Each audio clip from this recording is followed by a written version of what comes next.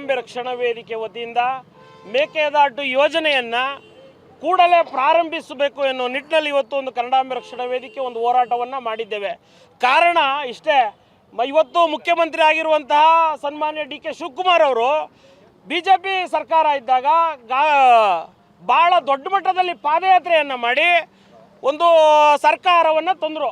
ಆದರೆ ಸರ್ಕಾರ ಬಂದರು 3 ವರ್ಷ ಆದರೂ ಸಹ ಇನ್ನೂ ಬಂದಿಲ್ಲ. ಆದರೆ ವಿಶೇಷ ಏನು ಅಂದರೆ, ಯಾರು ಪಾದಯಾತ್ರೆ ನೇತೃತ್ವವನ್ನು ವಹಿಸಿಕೊಂಡು ಪಾದಯಾತ್ರೆ ಮಾಡಿದ್ರು ಅವರು ಈಗ ಅಧಿಕಾರಕ್ಕೆ ಬಂದಿದ್ದಾರೆ.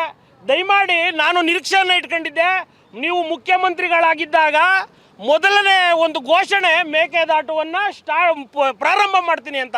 ಆ ನಿರೀಕ್ಷೆ ಸುಳ್ಳಾಗಿದೆ.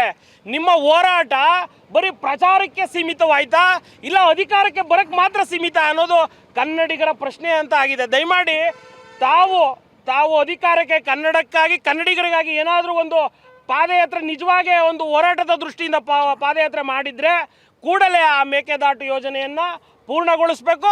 ಈಗ ಕಾರ್ಯನಿಮಿತ್ತವಾಗಿ ಪ್ರಾರಂಭವನ್ನು ಮಾಡಬೇಕು. ಮೇಕೆದಾಟು ತಮಿಳುನಾಡು ಒಂದು ಸರ್ಕಾರ ಏನು ಅರ್ಜಿಯನ್ನು ಹಾಕಿತ್ತು ಸುಪ್ರೀಂ ಕೋರ್ಟ್ನಲ್ಲಿ, ಆ ಅರ್ಜಿ ವಜಾ ಆಗಿದೆ.